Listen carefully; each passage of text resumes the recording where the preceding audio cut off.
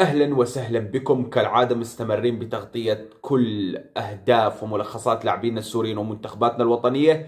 الآن بدنا نعرض لكم بآخر جولة سجل فيها لاعبنا عمار رمضان. ما شاء الله بكل جولة قام سجل ما شاء الله وتألق. فخلونا نشاهد ونتمتع بتألق عمار رمضان، ولكن كالعادة لا تنسى اللايك والاشتراك، ما انت خسران شيء. ونشاهد هدف عمار رمضان الأول اللي سجله، وكانت النتيجة 1-0 لصالح الخصم. شاهد ما شاء الله هدف متفجر حطها عمار رمضان بشباك الخصم. ما شاء الله عمار رمضان بكل مباراة قام يتألق بالدوري السلوفاكي الممتاز.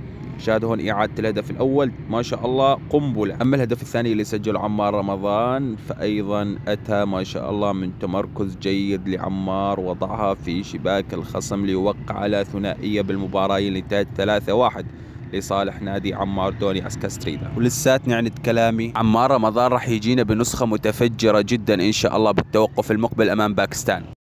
وبس والله هذا كان فيديو اليوم. لا تنسى انك متابعني ومفعل جرس التنبيهات مشان دائما يوصلك كل ما يخص اهداف وملخصات لاعبينا السوريين في الاغتراب ومنتخباتنا الوطنية.